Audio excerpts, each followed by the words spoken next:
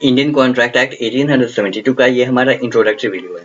इस वीडियो में हम लोग कॉन्ट्रैक्ट एक्ट का प्रिलिमिनरी पोर्शन देखेंगे, जो कि प्रिलिमिनरी पोर्शन में सेक्शन 1 एंड सेक्शन 2 है। तो इसमें से जो भी इंपॉर्टेंट क्वेश्चंस होगा वो हम डिस्कस करेंगे, जुडिशियरी पॉइंट ऑफ व्यू से इंपॉर्टेंट होगा। पहला क्वेश्चन है, what is the other name of the Indian contract act 1872? Indian contract act 1872 को किस अदर नेम से भी जाना जाता है? तो इसको एक्ट नंबर 9 ऑफ 1872 से भी जाना जाता है। देखिए, अगर आप कोई एक्ट बेयर एक्ट पढ़ रहे हैं तो वहां पे दूसरे दूसरे एक्ट का भी रेफरेंस दिया होता है, जैसे पार्टनरशिप हो गया या सेल ऑफ गुड्स एक्ट हो गया। इसमें आप पढ़ते हैं तो इंडियन कॉन्ट्रैक्ट एक्ट 1872 का रेफरेंस दिया होता है, लेकिन वहां पे डायरेक्ट ये नहीं लिखा रहता है कि इंडियन कॉन्ट्रैक्ट एक्ट 1872 का ये चीजें हैं। वहां पे लिखा रहता है एक्ट नंबर 9 ऑफ 1872। तो ये नंबर अगर आप याद रखेंगे तो आपको इजी रहेगा समझने में कि किस एक्ट के बारे में कहा जा रहा है। ठीक है, तो एक्ट नंबर 9 ऑफ 1872 कहा गया है। इसका मतलब है कि 1872 में 9वां नंबर पे इंडियन कॉन्ट्रैक्ट एक्ट बनकर तैयार हो गया है, इसीलिए इसको एक्ट नंबर 9 ऑफ 1872 कहा जा रहा है। ठीक है, next question, when the Indian contract act 1872 enacted, कब इनैक्ट हुआ? 25 अप्रैल 25 अप्रैल 1872 को इनैक्ट हुआ। और इसका कमेंसमेंट कब हुआ? 1872 सेम डेट, मतलब सेम ईयर, लेकिन डेट अंतर है। 1 सितंबर 1872 कमेंस्ड हुआ, लागू में आया 1 सितंबर 1872 और इनैक्टमेंट में आया 25 अप्रैल 1872। देखिए, 1 सितंबर 1872 को सेम डेट में एक और एक्ट भी कमेंसमेंट में आया था। कौन सा एक्ट आया था आप हमें कमेंट करके बताइए। Next, territorial applicability of the act क्या है? It extends to whole of India, पूरे इंडिया में एप्लीकेबल है। पहले पूरे इंडिया में एप्लीकेबल नहीं था, पहले जम्मू एंड कश्मीर में एप्लीकेबल नहीं था। When did the words except the state of Jammu and Kashmir omitted from the act?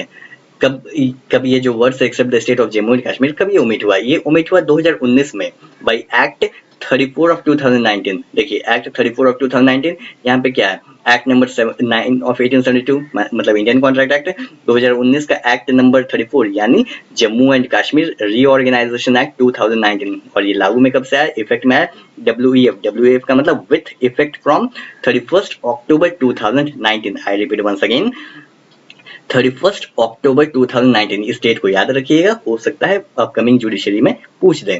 What is section 1? Section 1 अब क्या है? सेक्शन 1 है short title extent commencement saving.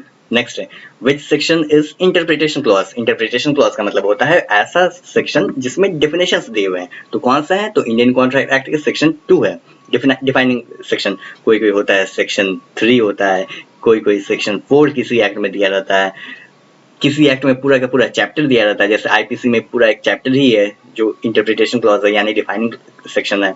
Next, proposal या ऑफर, दोनों एक ही चीज है। प्रपोजल या offer is defined under which section? किस सेक्शन में डिफाइंड है? ये डिफाइंड एज सेक्शन 2 है।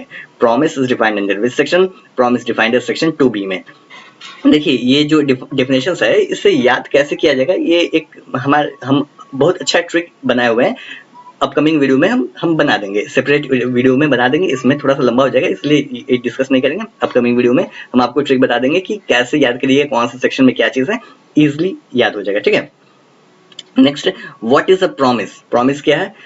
A proposal when accepted becomes a promise. देखिए, कोई प्रपोजल है, किसी ने प्रपोज किया, वो अगर एक्सेप्ट हो जाता है तो वो प्रॉमिस बन जाता है। यहाँ पे देखिए, proposal accepted becomes promise. Next, when a proposal is said to be accepted, कब कहा जाएगा कि जो प्रपोजल है वो एक्सेप्ट हो गया? When the person to whom the proposal is made, अगले को जिसको प्रपोजल दिया गया है, सिग्निफाइज एसेंट देयरटू, अपना एसेंट देता है। हाँ, जो मतलब जो भी प्रपोजल दिया गया, अगला एसेंट देता है कि हाँ ठीक है, हम एक्सेप्ट करते हैं। The proposal is said to be accepted, कहा जाए कि हाँ जो प्रपोजल है एक्सेप्ट कर दिया गया है। A proposal when accepted becomes a promise.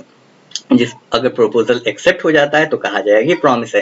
अगर प्रपोजल मान लीजिए एक्सेप्ट नहीं होता है तो क्या होगा? प्रपोजल एक्सेप्ट नहीं होता है तो कोई बात नहीं, वो मात्र एक प्रपोजल था, रिजेक्ट हो गया। अगर एक्सेप्ट हो जाता है प्रपोजल तो वो बन जाता है प्रॉमिस।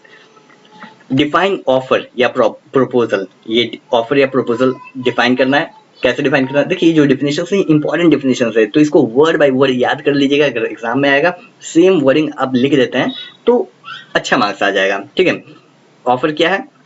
ऑफर या प्रपोजल दोनों सेम चीज है। When one person signifies to another his willingness to do, एक आदमी दूसरे आदमी से अपनी इच्छा जाहिर करता है कि हम ये काम करेंगे, या कहता है कि हम ये काम नहीं करेंगे, ठीक है, दोनों हो सकता है, ये काम करेंगे या ये कोई पार्टिकुलर एक्ट नहीं करेंगे। और to abstain from doing anything, ठीक है, विद अ व्यू, क्यों, with a view to obtaining the assent of that other, दूसरे का व्यू लेना है टू सच एक्ट, और एब्सटिनेंस, एक्ट मतलब हम करेंगे, एब्सटिनेंस मतलब नहीं करेंगे। He is said to make a proposal, कहा जाए कि हाँ उसने प्रपोजल किया, यानी सिंपल भाषा में कहा जाए तो एक पर्सन है, दूसरे पर्सन को कहता है कि हम ये काम करेंगे, अगले का एसेंट लेता है, अगला कहेगा कि हाँ ठीक है करोगे, तो मान लेता है, तो ये कहा जाए कि हाँ ये प्रपोजल है, प्रपोजल एक्सेप्ट कर लिया। फिर कहेगा पहला कि हम ये काम नहीं करेंगे, तो ये भी ऑफर है, अगले को बताता है। ये कहाँ पे डिफाइंड है, सेक्शन 2A में डिफाइंड है ऑफर। सबसे पहला चीज डिफाइंड है ऑफर। क्वेश्चन अगर पूछता है कि what is the first thing defined in the Indian contract act, तो यू हैव टू आंसर, आपको आंसर करना होगा कि ऑफर या प्रपोजल, दोनों सेम चीज है। उसके बाद promisor and promises defined under which section, promisor and promise किस सेक्शन में डिफाइंड है, ये डिफाइंड है सेक्शन C में।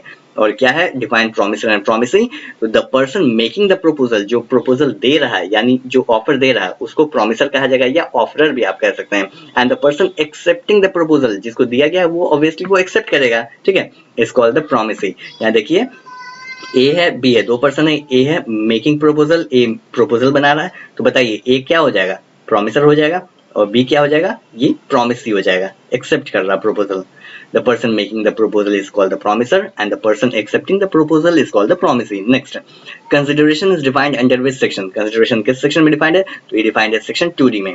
Next, agreement is defined under which section? Agreement is defined as section 2E में। Reciprocal promises is defined under which section? Reciprocal promises is defined as section 2F में। Next, void agreement is defined under which section? Section 2G में। Next है contract is defined under which section, contract किस section में defined है, तो ये defined है section 2H में। Next, voidable contract is defined under which section, voidable contract defined है सेक्शन 2I में। फिलहाल के लिए हम इतना ही रखते हैं, वीडियो लंबा हो रहा है इसीलिए इसका नेक्स्ट पार्ट भी हम बना देते हैं। नेक्स्ट पार्ट में आपको इसके फर्दर आगे क्वेश्चन नंबर 21 से आपको मिल जाएगा। मिलते हैं नेक्स्ट वीडियो में। जय हिंद।